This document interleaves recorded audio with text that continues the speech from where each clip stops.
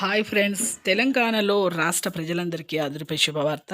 ప్రతి ఒక్కరికి కూడా ఇక 500కే సిలిండరు, అలాగే ఫ్రీ కరెంటు 200 యూనిట్స్ అయితే ఇవ్వడం జరుగుతుంది. మరి ఎప్పుడు ఏ నెలలో ఇవ్వడం జరుగుతుంది, మరి సర్వే చేయడం ఎప్పుడు చేస్తున్నారు తెలుసుకునే ముందు ఒక లైక్ చేయండి. అలాగే ఏ జిరాక్స్లు ఉండాలి, అలాగే ఏ డాక్యుమెంట్స్ ఉండాలో తెలుసుకోవాలంటే ఒక లైక్ చేయండి.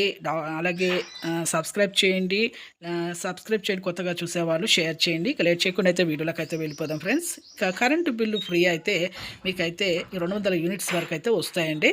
ఇక 200 యూనిట్స్ వరకు అయితే మీకైతే ఈ కరెంటు బిల్లు అలాగే ఫ్రీ అయితే ఇస్తారు. ఈ 28 ఈ నెల 28, 29 వరకల్లా మీకు ప్రతి ఒక్కరికైతే కరెంటు బిల్లు ఫ్రీ చేయడం జరుగుతుంది. ఇంటింటికి సర్వేలు అయితే చేస్తారు. విజిలెన్స్ ఆఫీసర్స్ వస్తారు, అంగన్వాడీ కార్యకర్త, ఆశా కార్యకర్తలు మీకు అయితే ఖచ్చితంగా అయితే వస్తారండి.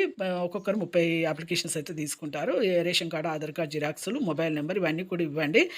కరెంట్ బిల్లు కన్స్యూమర్ నెంబర్ కూడా ఇవ్వండి. అలాగే మీకు గ్యాస్ సిలిండర్ కూడా 500కి అయితే రావడం జరుగుతుంది.